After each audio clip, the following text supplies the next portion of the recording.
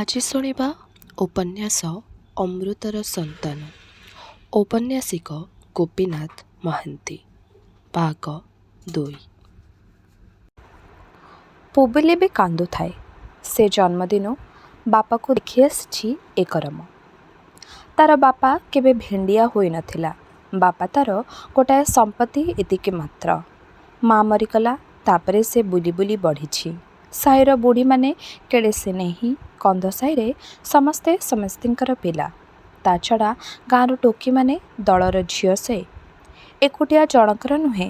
କିନ୍ତୁ ବାପା ତାର ଆଶ୍ରିତ। ରାନ୍ଧି ଦେବାକୁ, ପାଣି ତତେଇବାକୁ, ବୋଲହାକ କରିବାକୁ ଏତିକି ସମ୍ବନ୍ଧ ତାଙ୍କର। କୁଳପତି ସାଉଁତା ଅଦିନିଆ ଝିଅ ସାଙ୍ଗେ ବେଶୀ କଥାବସା ହୁଏ ନାହିଁ। 80 ବରଷରେ 2ଟା ସ୍ତ୍ରୀ ତାର ମଲେ। ମଲେ 10ଟା ପିଲା, ଜର, ଛାତିବଥା ଜର, ଆଉ କେତେ ରୋଗ। ତାପରେ ପୁଅ ଝିଅ 2ଟା ଜମଇଣ୍ଡା। ପୁଅ କଥା ସେ ବୁଝିପାରେ। ପୁଅ ତାର କାମର ସାଙ୍ଗୀ। ଝିଅ ଖାଲି ବୋଲହାକ କରିବାକୁ। ପରଗୋତ୍ରୀ ଝିଅ। ବେଶୀ ସମ୍ବନ୍ଧ ନାହିଁ। କିନ୍ତୁ ଏ ନୀରବତା ଭିତରେ କେଉଁଠି ଥିଲା ଗୋଟାଏ କୋଳାହଳମୟ ଅନ୍ତରାଳ ସମ୍ବନ୍ଧ। ଆଜି ଟାଣି ଓଟାରି ହୋଇ ଛିଣ୍ଡି ଯାଇଛି। କେଉଁଦିନେ ତାର ବିରାଟ ହାତ ପାପୁଲିଟା ଝିଅ ମୁଣ୍ଡରେ ପିଟି ପିଟି ଘା ଗଳାରେ ସେ କହିଥିଲା, କୋଉଠୁ ଏତେ ଧୂଳି ଲାଗିଛି? ଏମିତି କେତେ ଦିନକର କଥା। ସବୁ ମିଶି ବାପା। ସେହି ବାପା ଆଜି ନାହିଁ। ଯେଉଁଠି ସବୁ ପୂର୍ଣ୍ଣ ହୋଇଥିଲା ସେଠି ଖାଲି ନାହିଁ। ନାହିଁ। ଅଭାବ ସହି ହୁଏ ନାହିଁ। ପ୍ରାଣ ଭିତରୁ ଦୁଃଖର ଗର୍ଜନ ବାହାରେ। ପୁବୁଲି ରଡ଼େ। ତାର କାନ୍ଦୁରା ମନ ଉପରେ ଶୀତଳ ହାତ ବୁଲେଇ ଯାଏ ଗାଁ ସ୍ତ୍ରୀ ଲୋକଙ୍କର ଐକ୍ୟତାନ ବିଳାପ। ସେ ସତେକି ରୁନ୍ଧି ରଖା ଭିତରେ ବାଟ ଦେଖାଏ। ପୁବୁଲି କିଛି ସମୟ ବେସୁରା ହୋଇ କାନ୍ଦି ଗଡ଼ି ପୁଣି ପ୍ରାଚୀନ କାନ୍ଦଣାର ଛାନ୍ଦରେ କଣ୍ଠ ମିଶାଇ ଦେଇ ଆଗରେ ଚାଲେ। ନିଙ୍ଗେ ଓୟା ତାଣିକି, ନିଙ୍ଗେ ତିଞ୍ଜା ତାଣିକି, ପାପୁ ତିତିଆ କୁତାନି ଡୁଗିତି, ତାମ୍ବେରା କୁତାନି ଡୁଗିତି, ନା ହାଇ ହାତିଆ ନା ପାପୁ। କନ୍ଧ ଗାଁର ରିଙ୍ଗାଜାନି ସେ ପୁରୋହିତ ଜ୍ୟୋତିଷ। ସେ ଯୋଗ ଦେଇଛି ଶୀଘ୍ର ମୁହଁସଞ୍ଜ ଥାଉ ଥାଉ ଶବ ସତ୍କାର ନ କଲେ କାଲିଯାକେ ଅପେକ୍ଷା କରିବାକୁ ପଡ଼ିବ। କାଠକୁଣ୍ଟା ନେଇ ଗାଁ ଲୋକେ ଚାଲି ଆସିଲେ। ମୁର୍ତ୍ତାର ଉଠିଲା। 2 କରେ କରେ ନିଆହୁଳା ମଶାଲ ଧରି ଶୋକ ବିଳାପ ଗାଇ ଗାଇ କନ୍ଧ ରଇତମାନେ ସାଉଁତାକୁ ବୋହି ନେଇଗଲେ। ଅଧବାଟରେ ଫଟା ହାଣ୍ଡି ଆଉ ନୂଆ ଭାତ ଥୁଆ ହେଲା। ତାପରେ ଚାଲିଲେ ଦୂରକୁ, ଆହୁରି ଦୂରକୁ। ସେଠି କାଠ ଗଞ୍ଜା ହେଲା। ସାଉଁତା ଶୁଆଇ ଦେଲେ। ତାର ମୁଣ୍ଡ ପାଖରେ ରଖିଦେଲେ ଫୁଟା ହାଣ୍ଡି, ଛିଣ୍ଡା ଟୋକେଇ। ଆହୁରି କାଠ ଖଞ୍ଜା ହେଲା। ସାଉଁତାର ମୁଣ୍ଡରେ ଜଡ଼ା ତେଲ ଅଜାଡ଼ିଲେ, ନିଆଁ ଲଗାଇ ଦେଲେ। ସାଙ୍ଗେ ସାଙ୍ଗେ ସମସ୍ତେ ପଳେଇ ଗଲେ। ଏଣିକି ରହିବାର ନୁହେଁ। ସମସ୍ତେ ଗାଧୋଇ ପାଧୋଇ ମୁଣ୍ଡରେ ତେଲ ଲଗାଇ ଫେରିଲେ। ଅନ୍ଧାର ରାତିରେ ଏକୁଟିଆ ଜଳିଲା ସରବୁ ସାଉଁତା। ଚଡ଼ ଚଡ଼ କଡ଼୍ କଡ଼୍ ହୋଇ ଜଳିଲା ଭଉଁରୀ ଭଉଁରିକା ଅଲଗା ବେଣୀ ପରି ଧୂଆଁ ଉଠିଗଲା ଉପରକୁ। ତା ତଳେ ବିକଟାଳ ନେଳିଆ ନିଆଁ ଧାସ। ନିଆଁର ଲହଡ଼ି ସାଉଁତା ଭଳି ଭସ୍ମ ହେଲା। ଜୀବନ ସତ୍ୟ, ଜୀବନ ସୁନ୍ଦର। ସାଉଁତା ଜଳିଲା। ରାତିଟା ସ୍ୱପ୍ନ ପରି କଟିଗଲା। ସକାଳୁ ସମସ୍ତେ ଉଠିଲେ। କାମିକା ଲୋକଙ୍କ ସକାଳ ସେହି ଚିରନ୍ତନୀ କୋଳାହଳ। ଗୋରୁ ଚରିବାକୁ ଯିବେ, କ୍ଷେତକୁ ହଳ ଯିବ, ମଣିଷ ଯିବେ। ଘରକରଣାର ସତସ୍ତରୀ ରୀତି। ଗାଁର ଗୋଟାଏ ପଟ କୁହୁଡ଼ି ଭିତରେ ଅତିଶୟ ଲାଲ ହୋଇ ସୂର୍ଯ୍ୟ ଉଠିଲା। ଉଠିଲାଣି ସେ ଏଥର ଆଉ ବସେଇ ଦେବ ନାହିଁ। ସବୁ ପୂର୍ବ ପରି। ଚାରିଆଡ଼େ ଚହଳ, ପାଟି କିଛି ବଦଳି ନାହିଁ। ଖାଲି ସାଉଁତାର ଶୋଇବା ଘରୁ ସବୁ ସରୁ ଗଳାରେ କନ୍ଦଣା ଶୁଭୁଛି ପୁବୁଲିର। ତାର ବି ଘରକରଣା ସରିଯିବ ଏଣିକି। ଯିବ ଯିବ ବୋଲି କେଉଁଦିନ ତାର ମନ ହେଲାଣି। କେହି ତାକୁ ଅଟକେଇ ରଖି ନାହିଁ। ଆଜି ସକାଳୁ ସେ ବୁଝିପାରୁଛି କାହିଁକି ଯାଇନଥିଲା। ମା ନାହିଁ, ବାପ ଥିଲା। ବୁଢ଼ା ବାପକୁ ଛାଡ଼ିଦେଇ ପରଘର କରିଯିବାକୁ କେମିତି ଲାଗିଥିଲା। ପୁବୁଲି ଯାଇନାହିଁ। ବାପା ନାହିଁ। ଏଥର ସେ ମୁକ୍ତ। କିନ୍ତୁ ଏହିପରି ମୁକ୍ତି କ'ଣ ସେ ଖୋଜିଥିଲା? ପୁବୁଲି ବୁଝେ ନାହିଁ। ବାପା ବୁଢ଼ା ହୋଇଥିଲା। ପିଲାମାନଙ୍କ ଆଖିରେ ବାପା ବୋଉ କେବେ ବୁଢ଼ା ହୁଅନ୍ତି ନାହିଁ। ତାଙ୍କର ବୟସ ନାହିଁ। ତଥାପି ବାପା ଡାକ ତାର ଗଲା। ବୁଢ଼ୀ ଝିଅ ସେ। ତାର ଏ କୂଳର ଜୀବନ କିଏ ମଝିରୁ କାଟି ଅନ୍ଧାର କରିଦେଲା। ପୁବୁଲିର କଇଁ ବାଧା ମାନୁ ନଥାଏ। ଲୋଟି ଗଡ଼ି ସେ କାନ୍ଦୁଥାଏ ସେହିପରି। ଖରା ପଡ଼ିଲା ସାଉଁତାର ଅଙ୍ଗାର ଉପରେ, ଗୁଡ଼ାଏ ଦରହ ପୋଡ଼ା କାଠ, ଖଣ୍ଡ ଖଣ୍ଡ ହାଡ଼ ଗୁଡ଼ାଏ କାଳିଆ ଧୋବଲା, ଗୋଟାଏ ଖପୁରି ଆଉ ଭଙ୍ଗା ହାଣ୍ଡି ଚିରା ଟୋକେଇ। କାଲି ଏ ଥିଲା ସରବୁ ସାଉଁତା, 500 କନ୍ଧଙ୍କର ସର୍ଦ୍ଦାର। ପୁଣି ଗାଁ ଲୋକେ କାଠ ନେଇ ନିଆଁ ନେଇ ଆସିଲେ। ପ୍ରଥା ଅନୁସାରେ ଧ୍ୱଂସାବଶେଷ ଆଉ ଥରେ ସକାଳୁ ପୋଡ଼ା ହେବ। ଗୁଡ଼ାଏ ଲୋକ, ଅପ୍ରସନ୍ନ ମୁହଁ, ଗୋଟାଏ ଅପ୍ରୀତିକର କାମ ଚଞ୍ଚଳ ଶେଷ କରି ଯିବାକୁ ହେବ। ଦିଉଡ଼ ବି ଥିଲା। ସାଉଁତା ଯାଉ ଯାଉ ତାରି ମୁଣ୍ଡରେ ଲଦା ହୋଇ ପଡ଼ିଲା କେଜାଣି କେତେ ବୋଝ। ତାର ମୁହଁରେ ଦୁଃଖପଥର ହୋଇଛି, ଆଖି କାଚ ପରି, ତୁଣ୍ଡରେ କଥା ନାହିଁ। ଶୀତଳ ପାଉଁଶ ଏକାଠି କରି ଦରପୋଡ଼ା ହାତକୁ ଆଉ ଥରେ ଚିତା ଥୋଇଲା। ଏଥର ସବୁ ଶେଷ। ଲେଞ୍ଜୁ କନ୍ଧର ହୋସ ହେଲା। ଏଥର ସବୁ ସରିଲା। ବଡ଼ ଭାଇ ଆଉ ବସି ନଥିବ ଘର ଆଗରେ ପଥର ଉପରେ। ବିରାଟ ଧୁଙ୍ଗିଆ ପିଟା ଓ ମଝିରେ ମଝିରେ କାଶ। ବଡ଼ ଭାଇ ଗଲା, ସେ ବଞ୍ଚିଛି, ଏମିତି ଦିନେ ସେ ବି ଯିବ। ଲେଞ୍ଜୁ କନ୍ଧ କାନ୍ଦିଲା। ଦିଉଳୁ ଥକ୍କା ହୋଇ ନିଆଁ ଆଡ଼କୁ ଅନେଇ ରହିଥାଏ। ଦିଶାରୀ ପାଟି କଲା, ଛି, ଅଶୁଭ ପଛକୁ ଅନାନ୍ତି ନା। ମାଲ ଭାଇ ପୁଣି ଗାଧୋଇ ପାଧୋଇ ମୁଣ୍ଡରେ ଜଡ଼ା ତେଲ ବୋଳି ଘର ଫେରିଲା ବେଳକୁ ବସିଲା ତନ୍ତୀରେ ପୁବୁଲି କାନ୍ଦୁଛି। ମଣିଷର କାନ୍ଦଣା ନୁହେଁ ତ, ଜନ୍ତୁର କାନ୍ଦଣା। ଯେମିତି ଗୁଳି ଖାଇ ପଳେଇ ଯାଇଥିବା ବାରହିଆ ଝୋଳାକୂଳର କାଦୁଅରେ ଗଡ଼ି ଗଡ଼ି କାନ୍ଦେ। ଦିଉଡ଼ୁ କାମ କଲା ନାହିଁ। ବାପ ଯେଉଁ ପଥରେ ବସେ ସେଇଠି ଥକ୍କା ହୋଇ ବସି ରହିଲା ଆଉ ଧୁଙ୍ଗିଆ ଟାଣିଲା। ଲେଞ୍ଜୁ ଗୋରୁ ଗାଈଙ୍କି ଫିଟେଇ ନେଇଗଲା। ପୁୟୁ ନାହିଁ, ଯାଇଥିବ ବଣକୁ କନ୍ଦା ଖୋଳି, ସେ ଆସିଲେ ରନ୍ଧା ହେବ। ଘର ଭିତରେ ପୁବୁଲି କୋଉଠି ପଡ଼ି ରହି କାନ୍ଦୁଛି। ଦୁଆରେ ଦସ୍ୟୁ ଶୋଇଛି, ଲାଞ୍ଜ ତଳେ ମୁଣ୍ଡ ପୋତି ଶୋଇ ରହିଛି ସେଇଟା। ଦିଉଡ଼ି ବସିଗଲା। ସବୁ ସୁନସାନ। ଭାବିବାକୁ ମନ ହୁଏ, ଭାବନା ମଝିରେ ମୁଣ୍ଡ ଭିତରେ ତୋଫାନ ଆସେ। ଆଖିରୁ ଲୁହ ଧାର ଧାର ଲାଗି ରହେ ଆଉ ମନେ ହୁଏ ନଇଁ ପଡ଼ି ଭାଙ୍ଗି ପଡ଼ି ତଳେ ପୋତି ଦେବାକୁ। ପୁଣି ନିଜକୁ ସମ୍ଭାଳି ନିଏ। ଭାବିବାକୁ ମନ ହୁଏ, ଖାଲି ଭାଁ ଭାଁ ଲାଗେ। ଆଖି ରହେ ଶୂନ୍ୟରେ। ଧୁଙ୍ଗିଆ ପିକା ଚଳିଯାଏ। ସେହିଦିନ ସକାଳେ ପୁୟୁର ନିଦ ଭାଙ୍ଗିଲା ବେଳକୁ ପୁବୁଲି ଶୋଇଥାଏ। ଦିଉଡ଼ୁ ଶୋଇଥାଏ। କୁହୁଡ଼ି ଗାଡ଼ୋଇ ଥାଏ ଭାରି ବହଳ କରି। ଗାଁର ବୁଢ଼ାମାନେ ଖାଲି ଉଠିଥାନ୍ତି, ଆପଣା ଆପଣା ପିଣ୍ଡାରେ ନିଆଁ ଜାଳି ସେକି ହେଉଥାନ୍ତି। କିଛି ସମୟ ଗଲା, ପୁୟୁ ପଦାକୁ ଆସିଲା। ଯାମିନୀ କନ୍ଧର ବୁଢ଼ୀ ଉଠିଛି, ପିଣ୍ଡାରେ ନିଆଁ ପୁଅଉଛି। ପୁୟୁ ସେଠି ଯାଇ ବସିଲା। ବୁଢ଼ୀ ସାଙ୍ଗରେ ଟୁପୁରୁ ଟାପୁରୁ ହେଲା। ଟିକିଏ ଗଲା, ଝଣର ଝଣର ଶୁଭିଲା। ଆହୁରି ଗାଁ ମାଇପେ ଆସିଲେ, ଫରଚା ହେଲା। ଏପାଖ ସେପାଖେ କୁକୁଡ଼ା ଦୌଡ଼ା ଦୌଡ଼ି କଲେ। ଘୁଷୁରି ସଣର ସଣର ହେଲେ ଅସନା ଗାଁ ଦୁଆରେ। ତାପରେ ଘର ଦୁଆର ଓଳିଆ ଓଳି ପୁୟୁ ତାର ଘର କାମ କଲା। ପୁବୁଲି ଶୋଇଥାଏ। ପୁୟୁ କ'ଣ ମନେ କଲା, ପୁବୁଲି ପାଖରେ ଯାଇ ବସିପଡ଼ି ତାର ମୁଣ୍ଡ ଆଉଁସି ଦେଲା। ଭାରି ଅଳସ ଲାଗୁଥାଏ। ଆଉଁସୁ ଆଉଁସୁ ଲୁହ ଦି ଧାର ଝଡ଼ି ପଡ଼ିଲା ପୁବୁଲି ମୁଣ୍ଡରେ। ଦୀର୍ଘଶ୍ୱାସ ପକାଇ ପୁୟୁ ବାହାରିଗଲା। ଗାଁ ମାଇପେ ଝୋଲା ବା ନଈକୁ ଯାଉଥିଲେ। ପୁୟୁ ବି ଗଲା। ଗପ କରୁ କରୁ ମନଟା ହାଲୁକା ଲାଗିଲା। ସେତେବେଳେ ଚାରିଆଡ଼େ ଲାଲ ହୋଇ ଆସିଥିଲା। ପୁୟୁ ଫେରିଲା। ସୂର୍ଯ୍ୟ ଉଠୁଥାଏ। ଲେଲୁ କନ୍ଧର ପିଣ୍ଡାରେ ବଡ଼ ଢୋଲରେ ସାନ ପିଲାମାନେ ପିଟୁଥାନ୍ତି। ଗାଁର ଲୋକେ କାମକୁ ଯାଇଥାନ୍ତି। ଦିଉଡ଼ି ନଥାଏ। ପୁବୁଲି ସୋର ଲଗାଇ କାନ୍ଦୁଥାଏ। ପୁୟୁ ଭାବିଲା ସେ ପଦାକୁ ଯିବ। ଏ ଗୋଳମାଳ ଭିତରେ ତାକୁ ଲାଗୁଥାଏ ସବୁ ସୁନସାନ, ସବୁ ଚୁପଚାପ। ଘର ଖାଇ ଗୋଡ଼ଉଛି। ଗାଁର ସବୁ କଳରବ ମିଶି ଗୋଟାଏ ଶୂନ୍ୟତାର ପୃଷ୍ଠପଟ ସେ ହାବୁକା ମାରୁଛି ପଦାକୁ ପଦା। ଗାଁ ମାଇପେ ପଞ୍ଝା ହୋଇ କାମକୁ ଚାଲିଲେ। ଅଧିକାଂଶ ଗଲେ କନ୍ଦା ଖୋଳି। ବଣ ଭିତରେ ନାନାଜାତି କନ୍ଦା ହୁଏ। ଥାଏ ବଡ଼ ଗହୀରରେ ଗୋଟାଏ ବଡ଼ କନ୍ଦା ଉଠେଇ ଆଣିଲେ ଖୁସିରେ 2 ଦିନ ଚାଲିଯିବ। କିନ୍ତୁ ବଡ଼ ଦୁର୍ଗମ, ଭୟ ବହୁତ, ବାଘ ଖାଏ, ଭାଲୁ ଗୋଡ଼ାଏ। ପୁୟୁର ଯିବାକୁ ମନ ନଥିଲା। ପେଟ ଭିତର ଥାଇ ଥାଇ ରକ୍ ରକ୍ କରି ଦେଉଛି। ଦେହଟା ତଳକୁ କିଏ ଟାଣି ଟାଣି ଦେଉଛି। କିନ୍ତୁ ଘରେ ମନ ଲାଗୁନାହିଁ। ତା ଅପେକ୍ଷା ଯାଇ ବୁଲି ଆସିବା ଭଲ। ଛୋଟ ଶାବଳ ଖଣ୍ଡେ ଧରି ଦଳ ଭିତରେ ମିଶେଇ ପୁୟୁ ଚାଲିଲା ଗାଁ ପାହାଡ଼ର ଶୃଙ୍ଗ ଆଡ଼କୁ। ଜଡ଼ାବଣ ତଳେ ତଳେ ଧାଡ଼ ହୋଇ ପଛକୁ ପଛ ଗୋଟିଏ ସ୍ତ୍ରୀ ଲୋକ ତୀଖ ଉଠାଣି, ଦି ପାଖେ ଖାଲି ଶୂନ୍ୟ, ଖାଲି ଆକାଶ। କ୍ରମେ ଉପରକୁ ଉପରକୁ, ସେଇ ଉପରେ ଦାଉ ଦାଉ ହୋଇ ସୂର୍ଯ୍ୟ ଜଳୁଛି। ଦି ପାଖରେ ଶୂନ୍ୟରେ କୁହୁଡ଼ିର ସମୁଦ୍ର। ତାହାରି ତଳେ ଛପି ରହିଛି କେତେ ଅଗନାଗ୍ନି ବନସ୍ତ। ବାଘର ଭୂଇଁ, ହରିଣର ଭୂଇଁ, ଉପରେ ସୂର୍ଯ୍ୟର ବିକାଶ, ତଳେ ସୂର୍ଯ୍ୟର ପ୍ରବେଶ ନାହିଁ। ଖାଲି ଅନ୍ଧାରୀ ଝରଣା ତୋଫାନ ଉଡ଼େ, ସାଇଁ ସାଇଁ ବହି ଚାଲେ।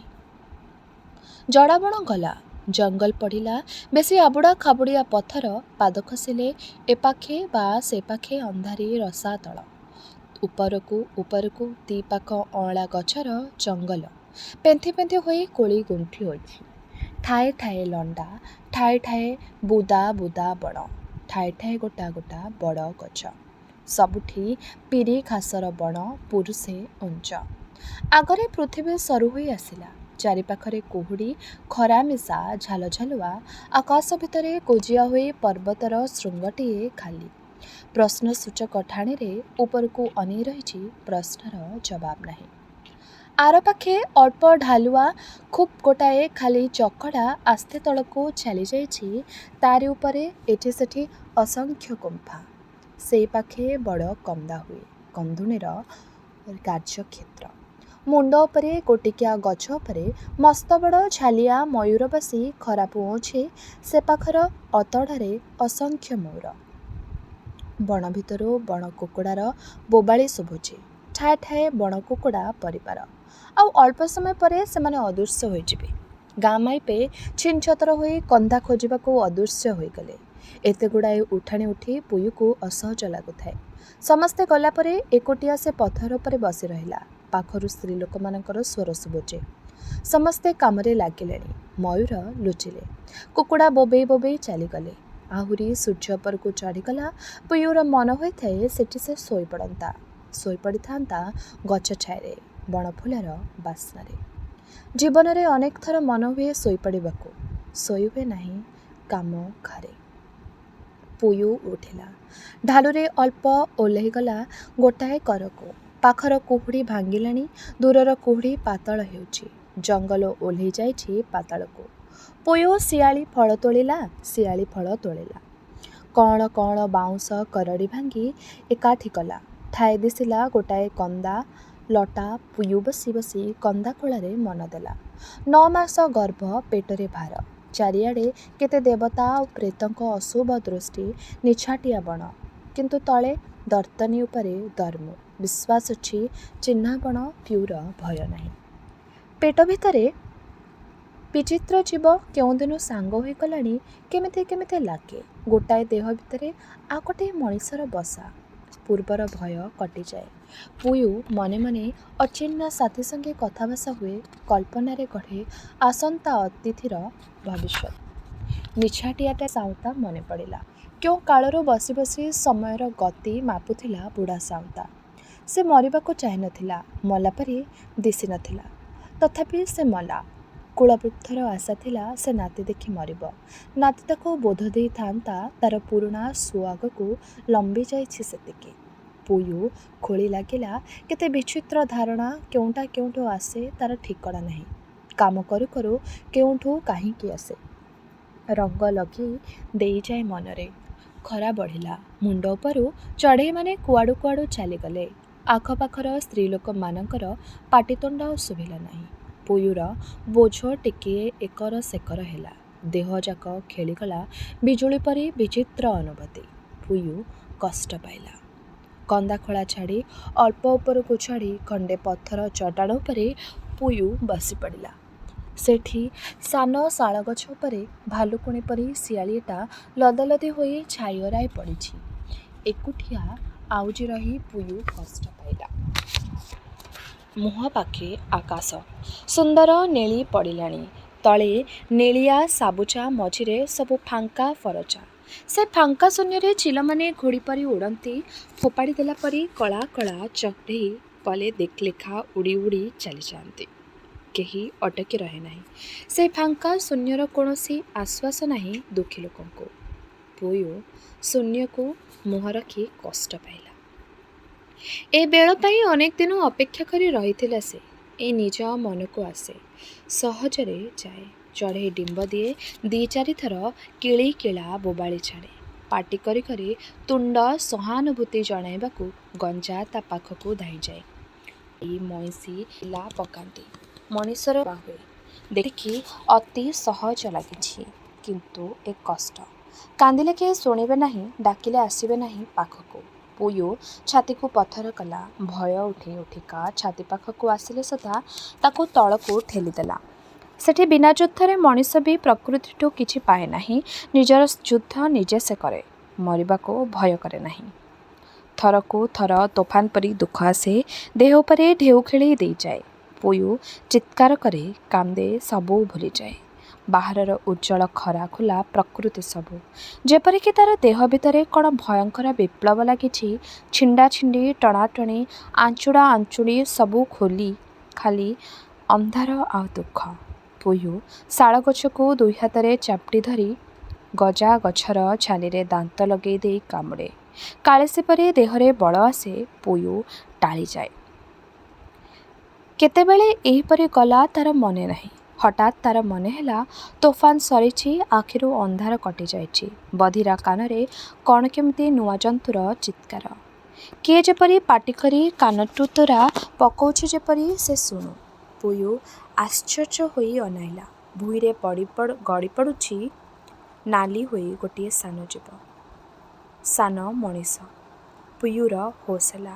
ଆଖି ଦିଟା ଫାଡ଼ି ଦେଇ ପୁୟୁ ଦେଖିଲା, ଏଇ ତା'ର ଶିଶୁ। ଏଇ ତା'ର ଅନ୍ତର ଭିତରେ କେତେଦିନ ଲୁଚକାଳି ଖେଳୁଥିଲା। ଏଇ ତା'ର ଗୋଟେ ସୁଦ୍ଧା ତାରି ରକ୍ତ ଆଉ ମାଂସ ଭିତରୁ ଖଣ୍ଡେ। ତୋଫାନ ଗଛର ମଳିନ ମୁହଁରେ ସ୍ନେହ ଆଉ କୁତୂହଳ ପୂରେଇ ପୁୟୁ ଦେଖିଲା, ଗୋଟା ସୁଦ୍ଧା ନାଲି। ସକାଳର ସୂର୍ଯ୍ୟ ପରି ମିଟି ମିଟି ଯୋଡ଼ିଏ ଆଖି, ପାହାନ୍ତି ପହରେ ଛାଇତଳର ଗହୀର ଝୋଲା ପରି। ଗୋଡ଼ ହାତ ଛାଟୁଛି, ଅଣ୍ଡାଳି ହେଉଛି। 4000 ଫୁଟ ଉଞ୍ଚ ପର୍ବତ ଉପରେ ନୂଆ ଜନ୍ମ ହୋଇଥିବା କନ୍zabଘର ପୁଅ। ହାତ ବଢ଼େଇ ପୁଅଟିକୁ ଧରିଲା। ଅବଶ ଦେହରେ ବଳ ଆସିଲା, ମନ ଭିତରେ ଅନେକ ବୁଦ୍ଧି ଆସିଲା। ଦେଖାଗଲା, ଇଖା ଶିଖା ବହୁତ କଥା ପୁୟୁ ଜାଣେ। କେତେବେଳେ ପରେ ପୁୟୁ ଉଠିଲା। ପିଲାର କାନ୍ଦଣା ବନ୍ଦ ନାହିଁ। ସୂର୍ଯ୍ୟ ମୁଣ୍ଡ ଉପରେ ଚଢ଼ିଲାଣି। ବଣ ଉପର ଠାଏ ଫିକା, ଠାଏ ଚିକିଚିକି। ପୁୟୁକୁ ଦୁର୍ବଳ ଲାଗୁଥାଏ। ଏକୁଟିଆ ପୁୟୁ ତା'ର ପିଲାକୁ ଛାତିରେ ଜାକି ଧରି ଉଠି ଠିଆ ହେଲା। ମୁଣ୍ଡର ବାଳ ଅଲରା ହୋଇ ଲମ୍ବି ଯାଇଛି। କୋତରା ଲୁଗାର ଅବସ୍ଥା ନାହିଁ। ଦେହରୁ କଳା ପାଣି ବୋହି ପଡ଼ୁଛି। କିନ୍ତୁ ଛାତି ତା'ର ଫାଙ୍କା ନୁହେଁ। ଛାତିରେ ଛୁଆ, ତା'ର ପହିଲି ଛୁଆ, ପୁଅ। ଦୁର୍ବଳ ହାତରେ ଧାର ପଥର ଧରି ନିଜେ ପୁୟୁ ପିଲାର ନାହି କାଟିଦେଲା। କଟା ଜାଗାରେ ବୋଳିଦେଲା ଚିହ୍ନା ଔଷଧ ଗଛର ପତ୍ର। ନିଜେ ଖଣ୍ଡେ ଔଷଧ ଚେର ଖାଇଲା। ତା'ର ପିଲା ମୁହଁରେ ଗୋଟାଏ ପତ୍ରର ରସ ଚଟେଇ ଦେଲା। ଏତକ କନ୍ଧ ଦେଶରେ ସାଧାରଣ ଜ୍ଞାନ। ପାଦ ତଳେ ଔଷଧ। ପୁଅକୁ ଜାକି ପୁୟୁ ଫେରି ପଡ଼ିଲା। ଅପରିଷ୍କାର ହୋଇ ଗାଁକୁ ଫେରିଯିବାର ନୁହେଁ। ଅଧବାଟରେ ଜଡ଼ା ଜଙ୍ଗଲ ଭିତରେ ତଳର ଝରଣାକୁ ଓହ୍ଲେଇ ଯିବାକୁ ଆଉ ଗୋଟିଏ ବାଟ ଅଛି। ସେଇ ବାଟେ ଅତଡ଼ା କରେ ଆସ୍ତେ ଆସ୍ତେ ସେ ଓହ୍ଲାଇଲା।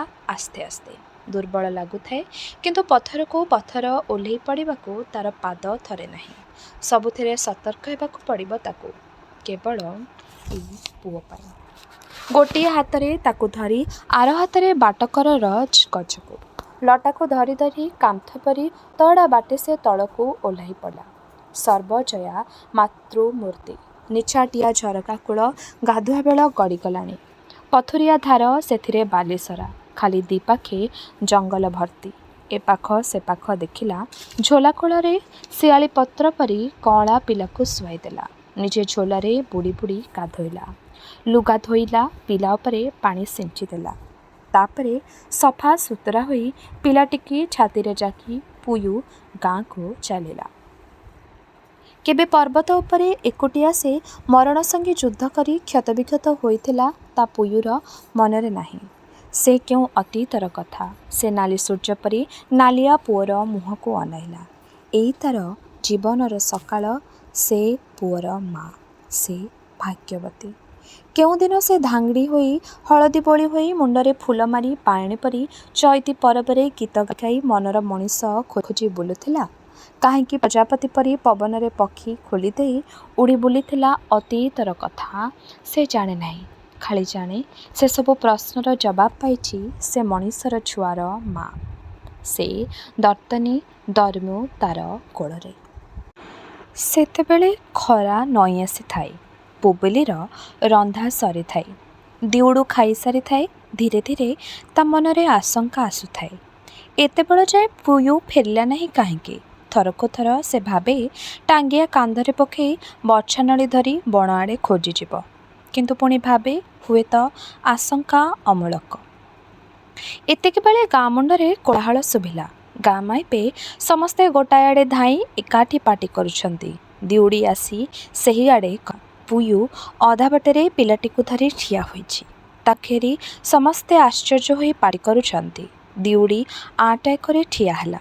କିଏ ଗୋଟିଏ ପୁଅଟିକୁ ଧରି ଟେକିଦେଲା। ଦିଉଡ଼ି ଏଥର ହସିଲା।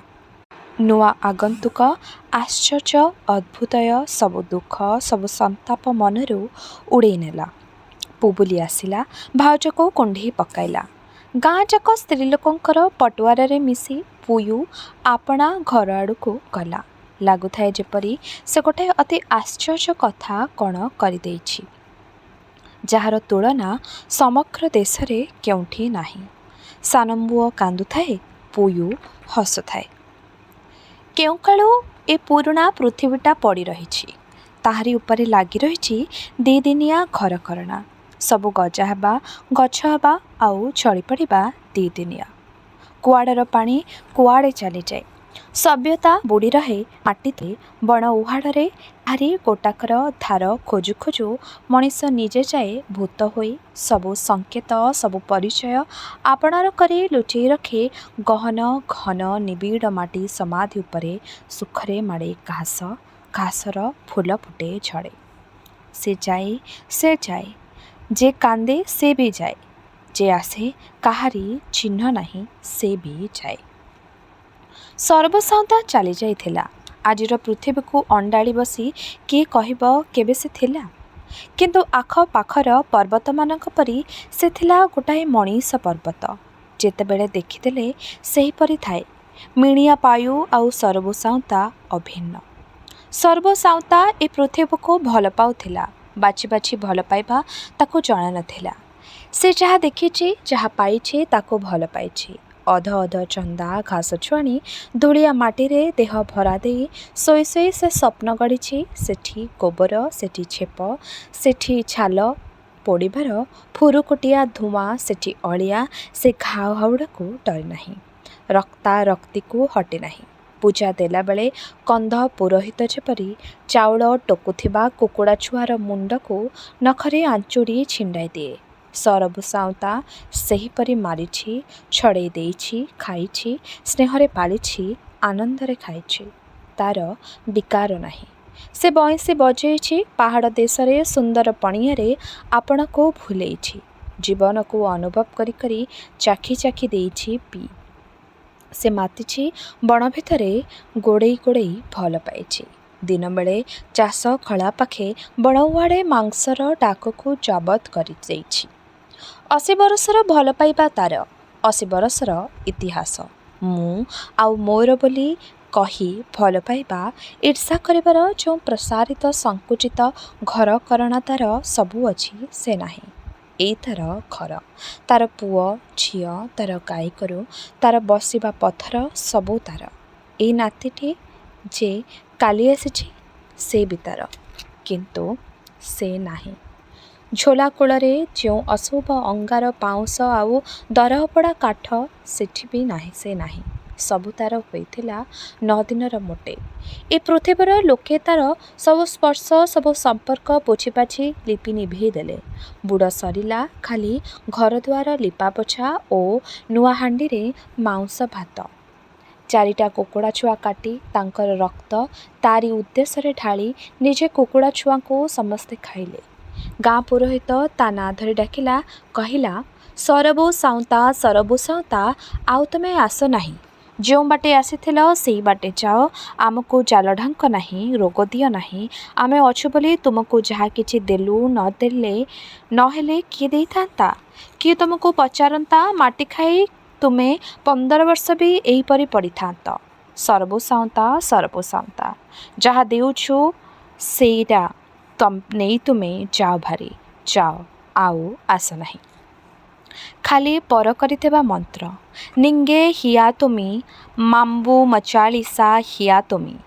ମାମ୍ବୁ ହିଆତାମା ଏମ୍ବା ହିଉତୁଆ ମାମ୍ବୁ କୋୟୁହିପା ହିମିନ୍ ଜାନୁମୁଇ କୋୟୁହିପା ଆସନାହା ନିନୁ ହାଲମୋତେ ନିନୁ ଇମ୍ବିଜିରୁ ପାତି ଏଜିଲୁ ହାଲାମୁ। ତୁମକୁ ଦଉଛୁଁ ଆମେ ଅଛୁ ବୋଲି ଦଉଛୁଁ। ଆମେ ନଥିଲେ କେଉଁଠୁ ଦେଇଥାନ୍ତୁ କ'ଣ ଦେଇଥାନ୍ତୁ? ଆମେ କୁକୁଡ଼ା ଛୁଆ ଦେଉଛୁଁ, କୁକୁଡ଼ା ଛୁଆ ଧରି ତୁମେ ଚାଲିଯାଅ। ତୁମେ ଯେଉଁ ବାଟେ ଆସିଥିଲ ସେହି ବାଟେ ଯାଅ। 9ଟା ଦିନରେ ମୋଟ। ସମସ୍ତେ ତାକୁ ପର କରିଦେଲେ, କହିଲେ ଯାଅ ଯାଅ। ଏଣିକି ସେ ପ୍ରେତ, ସେ ଅଶୁଭ। ମଣିଷର ଉଷୁମ ଚୁଲି ପାଖେ ତାର ସ୍ନାନ ନାହିଁ, ଭାଗ ନାହିଁ ଭାତ ହାଣ୍ଡିରେ ମନ ହାଣ୍ଡିରେ। ସେ ନାହିଁ, ସେ କେହି ନୁହେଁ, ସେ ଗୋଟାଏ ନାଁ।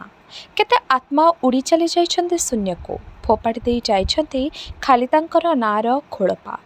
ସମୟ ତାକୁ ବି ଖତିରା କରିଦେଇଛି, ଧୂଳି କରିଦେଇଛି। ଧୂଳିରେ ଧୂଳି ମିଶିଛି ଅଗଣିତ ନାଁ, ଆଜି ବାଛି ହେବ ନାହିଁ।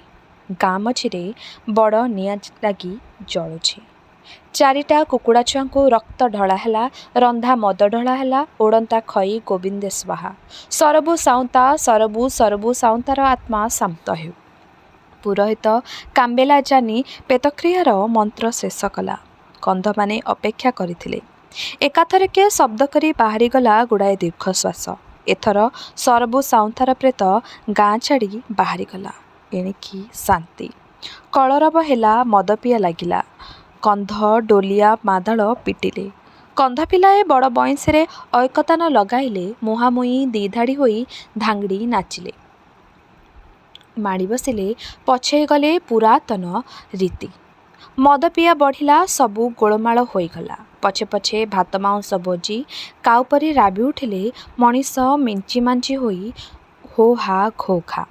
ପୁଣି ଫୁର୍ତ୍ତି, କାହାରି ହୋସ ନଥାଏ। ପୁବୁଲି ନାଚୁଥାଏ, ଦିଉଡ଼ୁ ଗଡ଼ୁଥାଏ, ଲେଞ୍ଜୁ କରପଟିଆ ହୋଇ ହାତ ଗୋଡ଼ ଛାଟି ଡେଇଁ ଲାଗିଥାଏ। ଗାଁ ଲୋକେ ଖୁସି ହେଉଥାନ୍ତି। ଏ ବି ପର୍ବ, ପ୍ରେତବହୁଡ଼ା ପର୍ବ।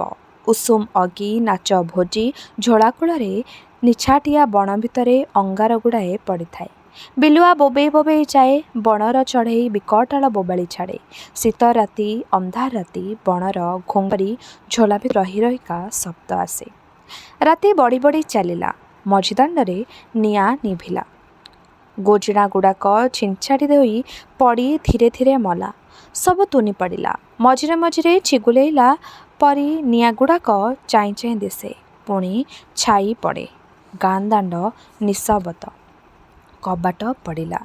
ସରବୁ ସାଉଁତା ଅନ୍ଧାରକୁ ଡରୁଥିଲା, ଉଷୁମ ଭଲ ପାଉଥିଲା। ଘରେ କବାଟ ପଡ଼ିଛି, ଭାରି ଶୀତ, ଅନ୍ଧାର। ତେବେ ଏହିଠାରେ ଶେଷ ହେଲା ଔପନ୍ୟାସିକ ଗୋପୀନାଥ ମହାନ୍ତିଙ୍କର ଉପନ୍ୟାସ